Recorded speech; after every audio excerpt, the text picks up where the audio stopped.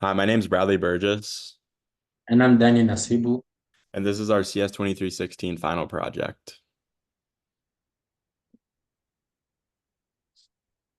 The goal of our project was to find relative data that will help in assisting students to make informed decisions on college choice based on a variety of practical information.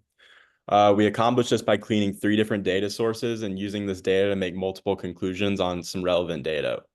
We also implemented a GUI to help create an interactive way for the user to easily gather information from our data based on their preferences. Our main source was College Scorecard, which had thousands of metrics about US colleges, and it also provided us with most of the information we needed. And we also used gradereports.com to get salary scores for 50 different colleges.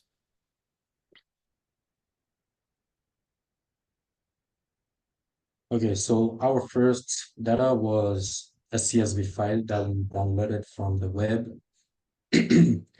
I'll be talking about the cleaning process. The first step in the cleaning process was handling missing data. And to do so, we replace all zeros with nine using that where method of data frames. We also replace all the PS values with nine, again using that where method. And then the next step was dropping all the columns that didn't have at least 90% of meaningful information using drop none method from data frames. The second step in cleaning our CSV file was to handle duplicates. We first started by dropping every duplicate row using dot drop duplicates. And then we did the same to drop the column. We also use that transpose since that drop duplicates only works with rows. The third step was dropping column that wouldn't be helpful during our analysis, and we just use that drop to do that.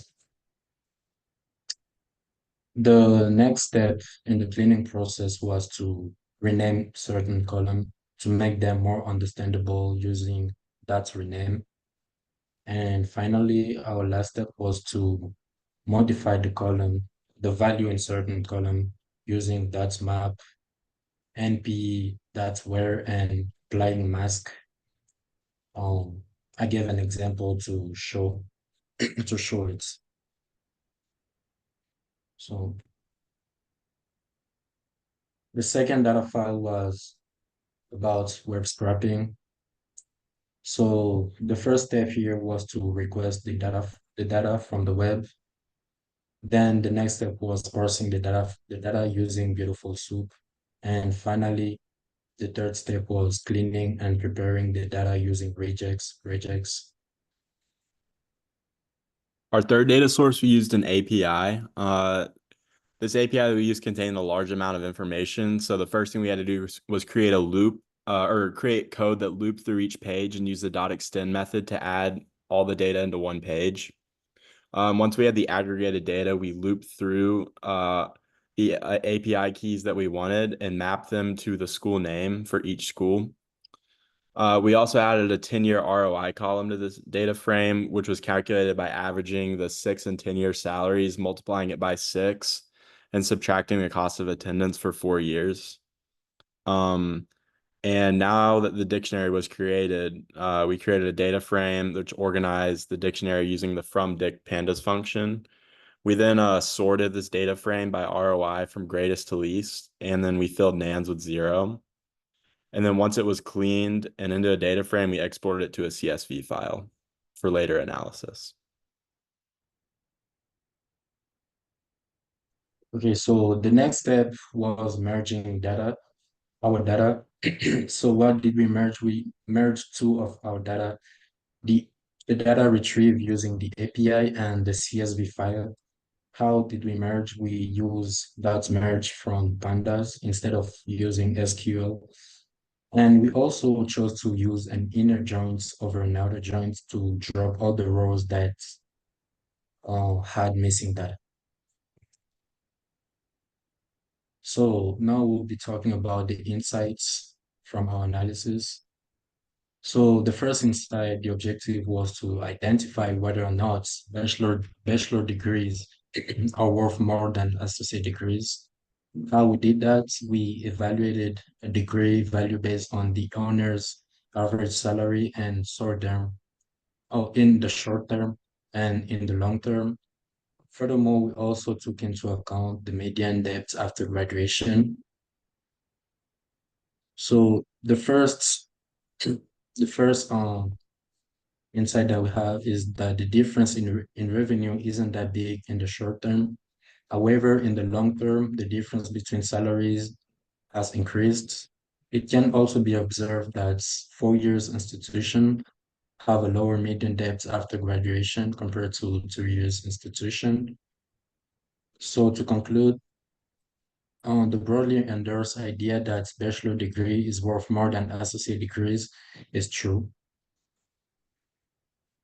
Um, Second insight. So for our second insight, we looked at which regions have the highest and lowest median salaries. So to do this, we use the group by pandas function to group by region, which is represented with a number value, and we then replace this number value that with the region name. And from this data, we can see that outlying areas like U.S. territories and islands have the lowest median salary by far, followed by the Southeast, which was the second to lowest. And the highest median salary after 10 years was in New England, and the second highest was out west. So it makes sense that these salaries are higher in areas like New England and Western US because those areas have more prestigious colleges as well as higher cost of living compared to the Southeast, which is cheaper and has less prestigious schools in general. Okay, so for our third insight, the goal was to identify whether or not it is worth attending an Ivy League school. The way we did it is by comparing the two groups based on three criteria: the cost of attendance, the percentage return on investments, and the median debt. From our analysis, we we found that the cost of attending an Ivy League school is almost the double on average, and also that the return on investments from attending an Ivy school is about half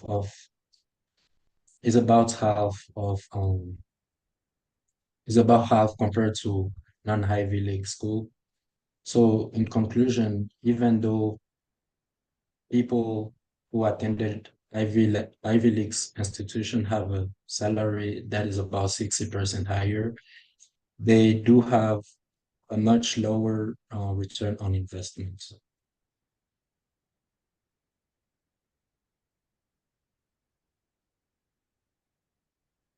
For the fourth insight, we're looking at public schools versus private schools and the return on investment. So we created a data frame using group by to group public and private.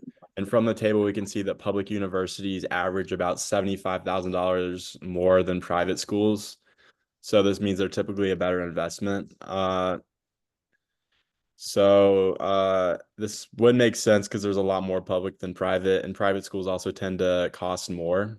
So yeah.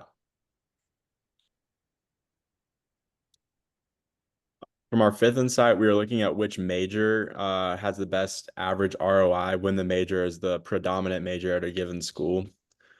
So we created a table ranking majors by average return on investment. And we can see that on the table that STEM degrees tend to have the best ROI, and we can also see that arts degrees tend to have the worst ROI in general. This data just supports the idea that going to an art school will typically not make as much money as going to a STEM or engineering school because the ROI of an engineering school is over 6 times that of a personal culinary or visual performing school, which we're at the bottom. For our first visualization, we created a bar graph looking at the median salary 10 years after enrollment by state. We can see the lowest was the territory of Puerto Rico, and the lowest state was New Mexico. And the state with the highest median salary was Massachusetts. It can be observed that states with the highest tend to be northeastern states, most likely because of more Ivy League schools and schools such as MIT. From this, we can conclude the U.S. territories and southeastern states typically have lower salaries, while northeastern and western states have the highest, as was shown in Insight 2. For our second visualization, we looked at the cost of attendance compared to median debt, and we wanted to identify the correlation between them. So we plotted a line of best fit, and it turns out that there's a negative quadratic relationship. We can see that from this, we can see that more expensive schools and less expensive schools tend to have the lowest median debt, while average schools tend to have higher debt. This could be for a number of reasons, but the main reason could be that higher schools tend to give more financial aid, while cheaper schools incur less debt on average. For our final visualization, we created a scatter plot that graphs the mean ACT score of admitted students and median salary. As you would expect, there does tend to be a positive relationship.